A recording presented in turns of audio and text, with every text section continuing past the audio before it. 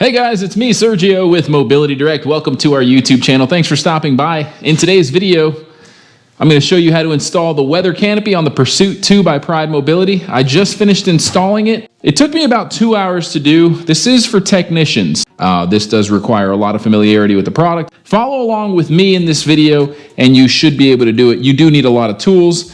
You just need to overall be handy. Biggest advice I can give you is don't tighten any of the hardware. Do everything finger tight at first and then go back at the very end and tighten everything up, because a lot of the pieces just don't connect and line up with the holes for the bolts and the nuts to go through if everything is tight as you're building the frame system and the bracket system. There's two major parts. You've got the brackets, which attach to the scooter's frame, and then the actual canopy assembly. So follow along with me and you'll learn how to install this beautiful weather canopy to allow you to ride your Pursuit scooter when it's raining, snowing, or when it's just super darn hot out like it is here in Florida for me. It provides me with some shade, and it still gets the breeze passing through on the left and the right side. It's awesome. And I do need to do a little housekeeping before we get started. Number one, if you want to learn more about our products, the best way to do it is to either give us a call with the number below and speak with one of our non-commissioned sales experts, or claim a copy of our free product catalog. It has all of our latest products, exclusive discount codes, and a ton of information about our company. To get a copy, go to our website, mobilitydirect.com. Click on the green button at the top of every page that says free catalog. Fill out the simple short form that you're seeing on the screen now, and you'll get one in the mail within 1 to 2 weeks tops. Or you could call us, give us your address, and we'll process the request for you by phone.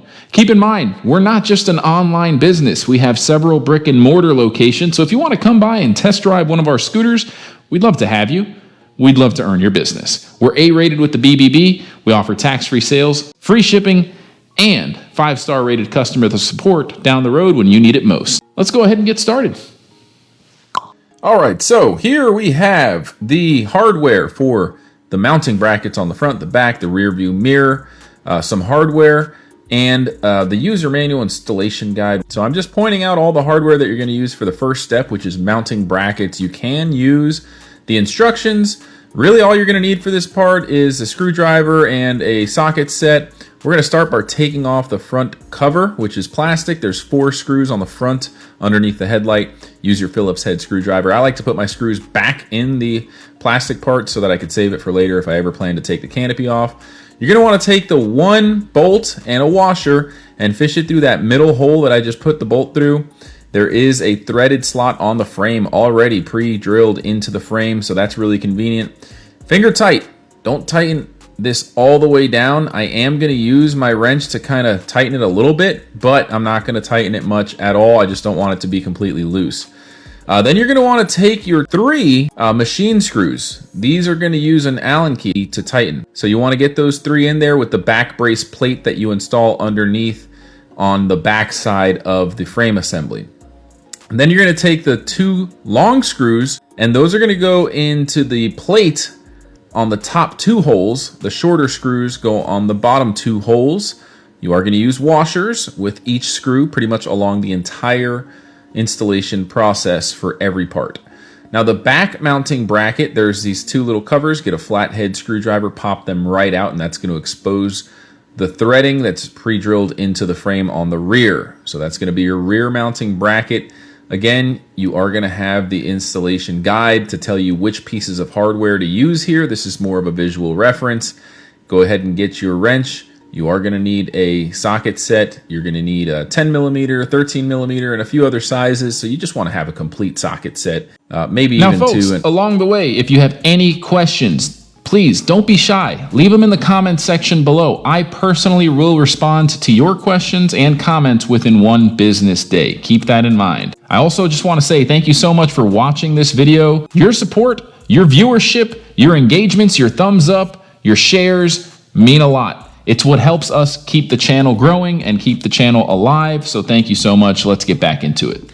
All right, so now I'm opening the canopy box. So the first box that held all the mounting brackets is a completely separate box, much smaller, and that's where you're going to find all the mounting brackets. The bigger box with the canopy is going to have the complete canopy assembly and all the hardware that goes with that completely separate. So we're going to go ahead and start off with 3 baggies that are going to contain bolts, washers, and nuts.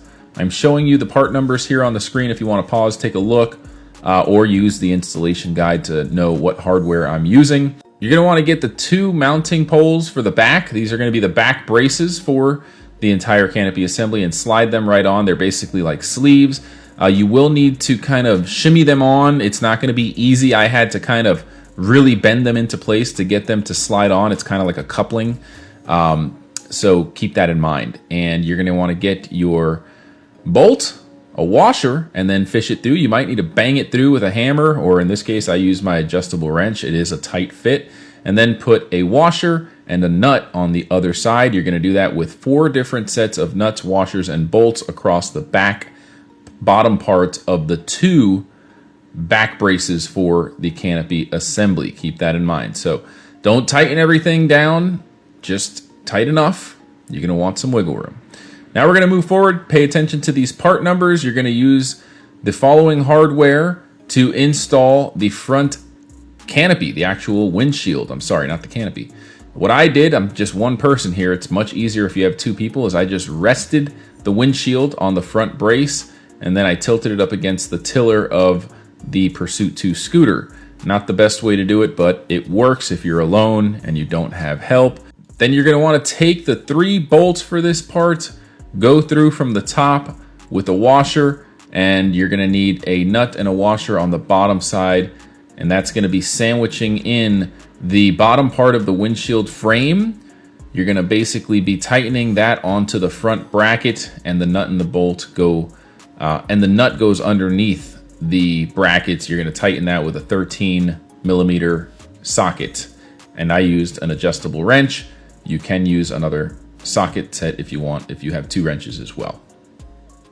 Now I'm mounting the top braces, which connect the front part, which is the windshield, with the back braces. And you're going to want to use the really long bolts for that on the back part, nut and washers as well on both the left and the right side of each brace. And on the front side, same thing. You're going to use a nut, bolt, and washer set for each connection point. So I'm getting up close shots here to show you. You have some really long bolts on the back connection, and on the front connection they're medium size. Pay attention to your installation guide if you want, or go back to the video where I showed you the part numbers to know what hardware pieces I used. All right, hey guys, I got to tell you something. I did follow the instructions that Pride Mobility sent me, and I think they were wrong.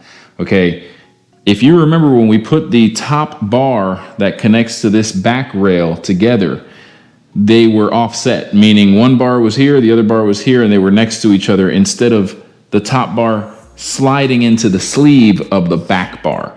And the bolts that are for this part are super long because in the instructions, this rail is supposed to be off to the left side. And I tried installing the back braces for the accessories, wouldn't work because the back braces were too far apart from one another, and the length or the width of the actual accessory rail was just not long enough to have the bolts fish through the holes. So that, I think, was a mistake in the instructions that Pride Mobility gave us. I'm going to go ahead and do it like this, which is how I did the Wrangler and the PX4, and I had no issues. So I'm going to reach out to Pride, let them know. I just needed to be honest with you in case you followed along and you did it the way I showed you to. I had to backtrack. So I'm going to put this early on so you don't have to backtrack like I did. Again, make sure this top rail goes into the sleeve and it's not connected left and right or offset, if you will. Hope that helps, guys. Then there's some a pretty crude system here to reduce vibration and noise, and it's just kind of some 3M sticky padding that you're going to put on the top part of the frame where the canopy rests. So it's not going to be just plastic resting on metal. These little cushions are going to be like dampeners to reduce noise and just overall vibrations that are going to come from that plastic, hard plastic canopy resting on the frame. So it works, can't complain. Now this is going to be the most annoying part, most difficult part, I think. These little corner braces tend to be really hard to line up with the holes, and fishing those bolts through was just a pain in the neck.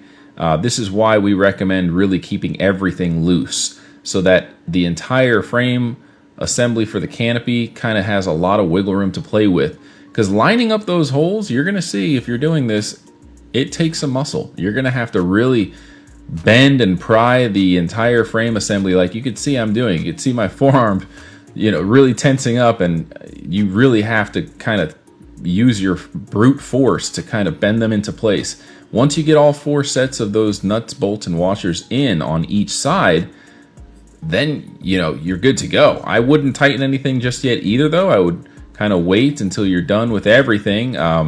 You obviously will need to tighten everything before putting the roof on, though, so keep that in mind. Just before you put the roof on, that's when you want to go and tighten everything up. You won't be able to tighten what you're seeing on the screen that I'm tightening now, which is the hardware right at the corner braces, if the canopy is installed. It's actually going to be covering the bolt heads. So now I've already tightened everything, and I'm putting the canopy on. That's pretty much the last step. And the canopy just gets secured with some button head bolts going straight through the top. There's already pre-drilled holes on the frame and on the canopy itself, and you're going to be pressing down up against those sticky pads that you installed along the top part of the frame. So you're going to see it's not going to make too much noise compared to some other models out there that have canopies. This is a really high quality setup, and I love it. I love that it's not super noisy. So it doesn't just look good, it's actually practical and functional as well. Now, if you've seen my other videos, you know that on my Wrangler 2 with the canopy, I have these brackets that you can use to put fishing poles or shovels or really anything that fits into them. They're great. You can also install several other accessories like a rear cage style basket, even a golf bag holder. But you will need to install those 2 long plates. I'm installing the bottom plate now. There's just a set of nuts, bolts, washers that go through the back 2 rails. So you want to go ahead and just mount those. If you plan on using the accessories, you will need them. You're actually going to need to install them anyway for structural support, whether you have accessories or not. And as you can see, it's really easy to install. All right, guys, so we have the entire frame and canopy assembled. At this point, I'm just going to go through and tighten everything up. I'm not going to bore you to death with that. I'm going to fast forward through most of it, but that's definitely the most important advice I can give you. It's make sure you don't tighten anything until the very end. I repeat, don't tighten anything at all. Everything is loose right now, so I'm going to go back and tighten it all up. The only thing I did tighten was the hardware going through this corner on both sides, because the canopy, when it's installed, is covering the bolt heads and the button heads on the screws and the bolts, so I actually can't get in there to tighten them. So the only thing I recommend tightening are the top 4 pieces that go through right here, supporting the angle bracket to the top part of the rail that holds the canopy up. That's okay. I did that because, again, once the canopy's in, I can't go back there and tighten it. This lip right here is covering the bolt heads that are underneath here behind my finger. All right, folks, we are almost done. I'm just installing these 2 brackets. Each bracket's going to have 2 screws, and you're going to have these little hand screw knobs that you use to secure the mirror after you're done installing these 2 brackets. We'll go ahead and fast forward through this.